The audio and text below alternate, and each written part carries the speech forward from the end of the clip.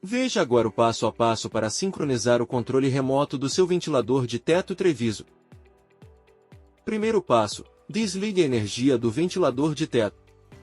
Segundo passo: no controle remoto, pressione ao mesmo tempo o botão timer e o botão liga-desliga. Terceiro passo: religue a energia do ventilador de teto enquanto mantém os botões pressionados.